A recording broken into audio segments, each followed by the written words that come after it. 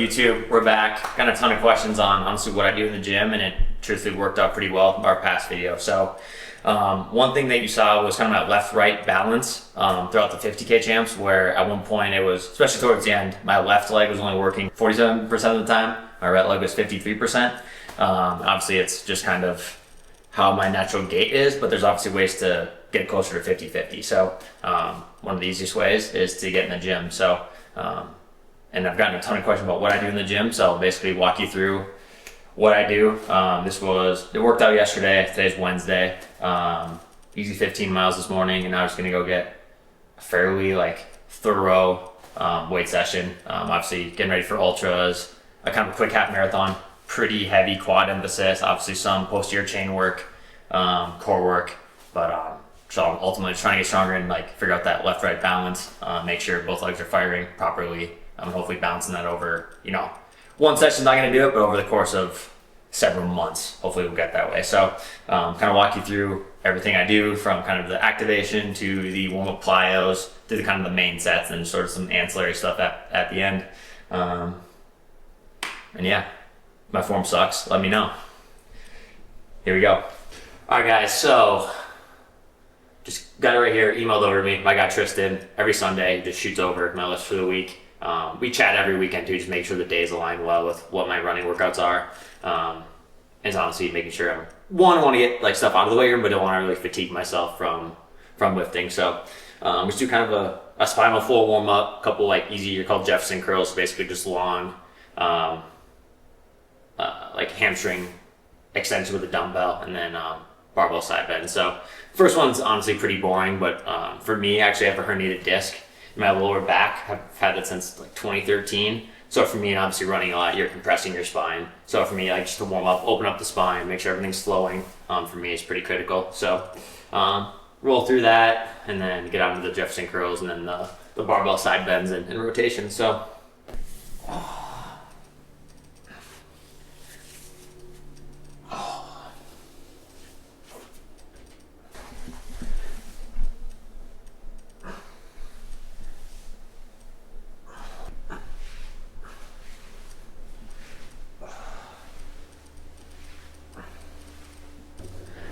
I said nothing strict to this, just honestly make sure I'm open up my spine, posterior chain. I think the biggest emphasis is honestly when I'm sitting down and really kind of opening up the spine, extending down. Here's just kind of opening up my hammies. Make sure I get a little bit of a stretch to my lower back.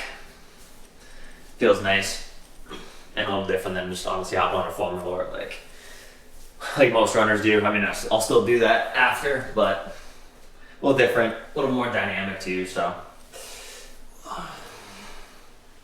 yeah, just open everything up. Nothing too exciting or crazy, but yeah, definitely for me, it's when I run, especially when I run fast, I definitely have lower back tightness, and it's honestly just because of one, the herniated disc, and two, just open everything up, just hopefully makes everything feel a little bit more fluid. So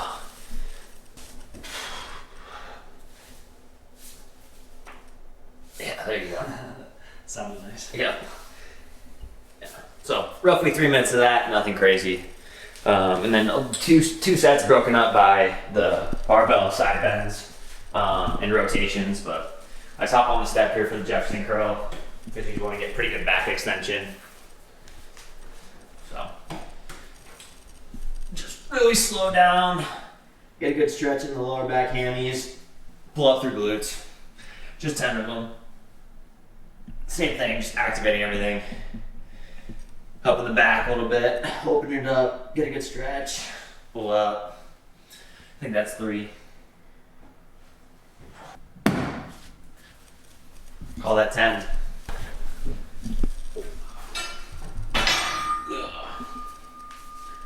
Try not to hit you here, but it's just this.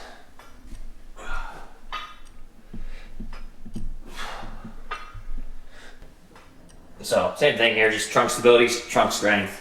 Kind of just open that up, and then here just more rotation. So open up the spine, obviously working the shoulders a little bit as you have to force the bar to go back in rotation, but you can just open everything up, make sure it feels good. obviously so much of the work we do is legs, but it does affect upper body too. And for this, just, you know, you're doing the same position for hours a day, so especially the upper body, so we have to open it up.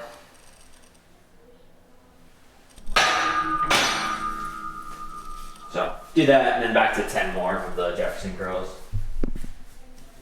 I used to do these on the bench, but as you guys can see, or at least Nate can see, I did it the first time. I did it on the bench off of it and stood up and absolutely hammered my head on that. So I got more clearance over here, and a lot less. If I somehow eat shit falling forward, I'm not gonna.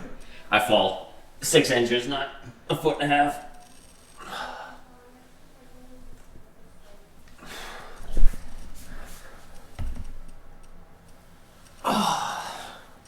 Boom.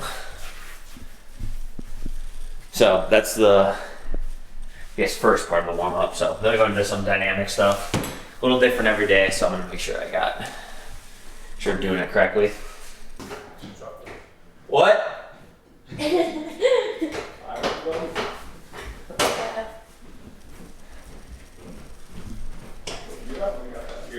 Yeah. Just, do you have a towel that I can use? No, we're out of towels. All right, introduce yourself. Who are you? What are you doing here? Who are you? What are you doing here? And tell them your favorite thing about me. I'm Alio's fiance. That's basically all you need to know me as. I'm her filmer for the day, so that's about it. And Charlie and Allison, their house is the spot to go for workouts because they have this awesome gym. They've got a great treadmill, so we kind of just mooch off of them from time to time. Yeah. Favorite thing about Chuck is that he's open to the mooching, so it's honestly a very symbiotic relationship. I'm just taken advantage of by these two, but it's fine. At least he's self-aware. It's how I make my friends. All right, so back to work. Well, you guys will definitely see the garage too, so we got a pretty good setup, fortunately. So now we just go into honestly fairly not hard, but actually I don't even know why I adjusted this. Usually I'll do broad jumps, seated to a broad jump. That's what I did last time, but today I have just 2 sets of 5. Honestly, just like high jumps and then single leg. So we'll just get into it. Nothing crazy, just honestly activating the system, getting it firing. Go from there. And I do it on the pads too. This floor is not soft. So just 2 sets. Switch legs.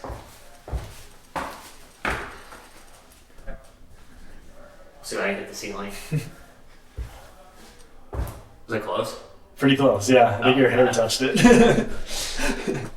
Alright, we're doing this.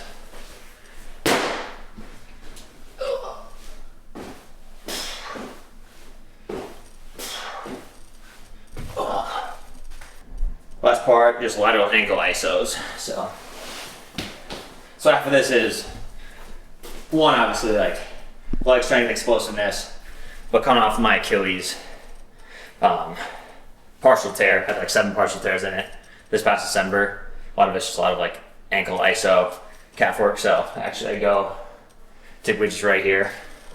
I'll do just a minute. Each leg just really pressing through the calf, Achilles. Here, just different, obviously. Laterally a little different muscles than just like going straight up, so. How's the Achilles been feeling? It's good. I feel it on occasion, which is not scary. It's just like still lingering, but I do enough of one rehab work, activation work, where it's never been an issue or hasn't been yet. Like even yesterday, I did a double threshold session, so AM, PM stuff, and I did 5 by 2K in the morning, 6 by mile in the afternoon, and going around the track, just even going the normal counterclockwise, and with my left being the inner leg, definitely feel it more doing that than I do going reverse on the track. So I made sure to do, half and half. So I went 3 normal and 3, I guess, clockwise, and it's would just kind of. Obviously, it's not a major difference, but still feel it a little bit. So it's just doing all this to kind of negate that. And you'll even see where once you get through just kind of this warm up, the jumps, the spinal flow stuff, getting the deadlifts, Bulgarian split squats, and then like the back half of that is just like heavy loaded calf work. So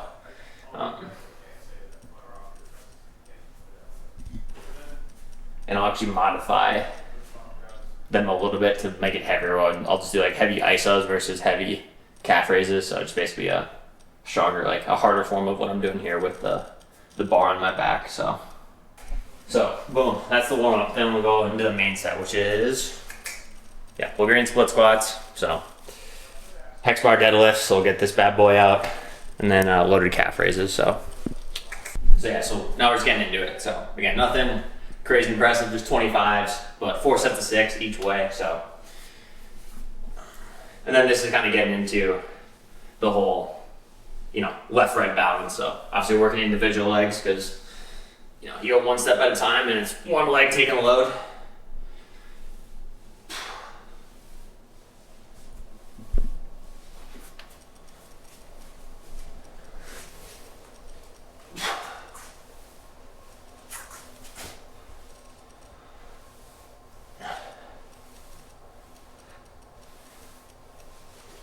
Boom. So obviously not crazy heavy, but then we get into kind of heavy work with the trap bar. So and then also I'll say this, there's one piece of equipment seriously that I'd recommend. Even before I had this from Prime Fitness, I had a Rogue trap bar.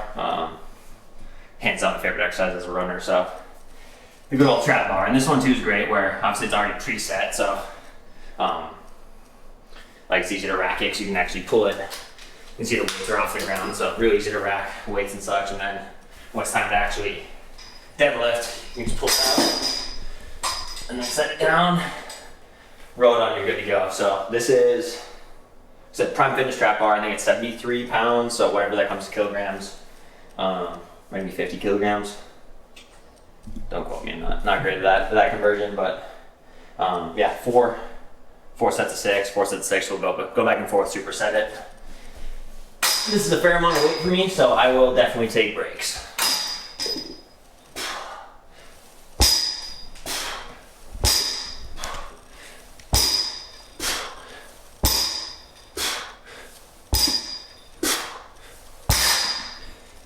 Six.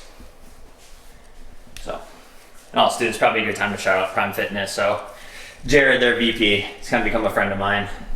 Honestly, some of the best gym equipment I've ever used. So, got the full, I'd call this a full rack. This is called their half rack, but it's great. Obviously, you got the J hooks. Basically, these catchers, and yeah, honestly, I do a lot of like ISO work. Also, I'm about to put the trap bar below it. Do glute ISOs. Second favorite piece of equipment right here. Their trap bar. Use this multiple times a week, and obviously, pretty essential piece is obviously a bench that you can change different angles and such. So. Boom, boom, boom, those 3, shout out Prime Fitness. So, big props to them.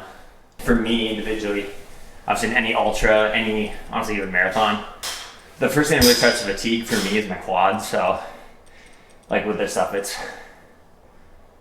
super, super essential, at least for me as an individual. Obviously other people have, their hamstrings might tighten up or calves or this and that, but for me it's like, making sure my quads can handle the pounding of 5:45 pace for, at this point, trying to do it for 62 miles this fall. So, hopefully this makes it just a little bit easier.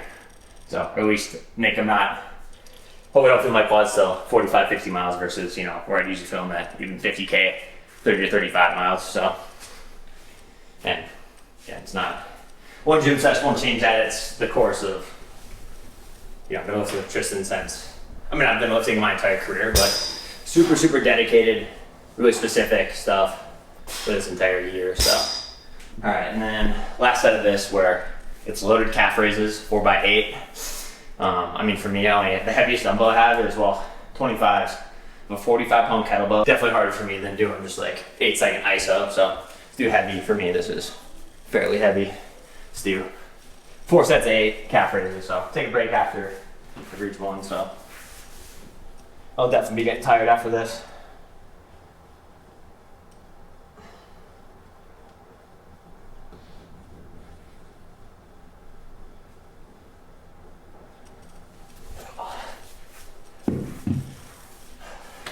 I'm not sure. You guys, like, I could definitely feel it, but my right calf is definitely stronger than my left, and it also comes into, like what I was talking about earlier, with the left-right balance. One, coming off an Achilles injury with an already weaker Achilles. So that's definitely, like I said, feels harder on my left than is my right. And hopefully too, it's probably weighs into the left-right balance. So it's just kind of, obviously doing the same amount of work, left to right, 8 calf raises on left and right. But honestly, hopefully it, again, over months of stuff, it's not gonna fix it, overnight. Hopefully it kind of corrects. So 3 more sets. When you initially ramped up like your strength training, did you notice like a detriment to your running workouts at all? Yeah, so like one that's been great with Tristan is I usually lift the day prior to sessions.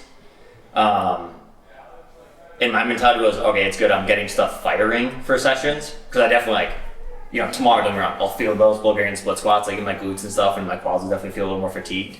But for us, it's like what can we get out of the gym, and like how quality can it be? Typically I lift, now under Tristan, I'll typically lift the day of workouts, keep your hard days hard, easy days easy. Obviously yesterday was like 25 miles of just 2 workouts broken up. So we don't want to throw like an extra stimulus of a weight training session. So obviously a little more tired today, but like I can go run 15 miles easy, then hit a quality session in the gym. Then I still have tomorrow to cover, then a track session again. Then I'll lift again Friday, because I'm just doing 1 session on Friday. So for me, it's just making sure it's one, gonna hopefully like improve my running and not necessarily fatigue it is really the emphasis. So like we've said this before too, it's like any coach can make any athlete sore in the gym. It's like, how can you not sure you're like, make sure you're not a detriment to like your actual sport. So this is just kind of the beneficial ancillary work to, hopefully get a couple percentage points extra here. So yeah, definitely it's kind of weighing that balancing of, not doing too much and obviously doing something. So not too hard. So Tristan will see this and like, dude, add more weight, but I already feel like I'm working my left calf a fair amount. Favorite thing in the gym? Gotta have it. Did I need that? Absolutely fucking not. Did I need this mat? No. But I like it. Alright. I said the trap bar was the hardest thing, but this is probably honestly the hardest thing for me. But useful because honestly I don't do a ton of upper body. I do what Tristan tells me to do. But obviously when you're running 5-6 hours, like not gonna lie, your arms do get kind of tired. Like you definitely feel it in your biceps. So obviously this is push-ups, so they're a little more pec and tries, but whatever. So these are plyo push-ups. So, but also gotta make sure they're wide enough. That's where it gets difficult because they're going in and out of them.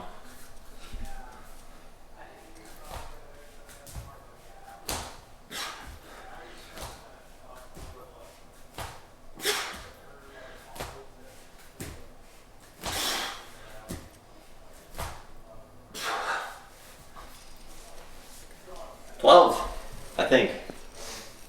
Close enough. And then we'll take you outside here to my glute. It's like the brokest boy version of a glute ham machine, but gets the job done.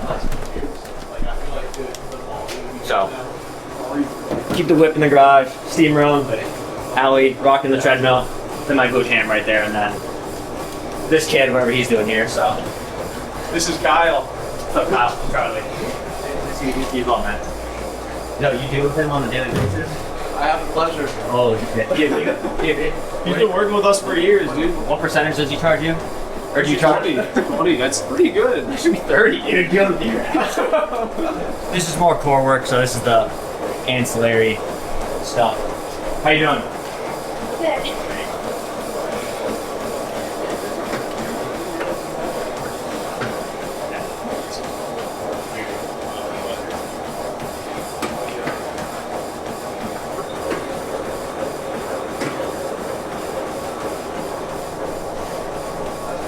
Good. Do it.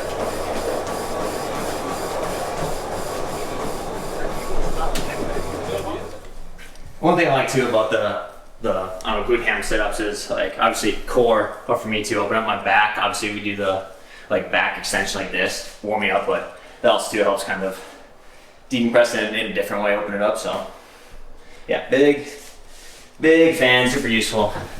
It's all, again, functional stuff.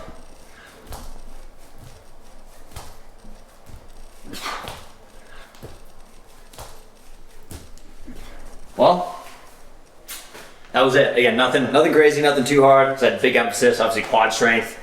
Obviously, like open up the back, working the core there at the end. Getting a little bit of upper body work, not a ton.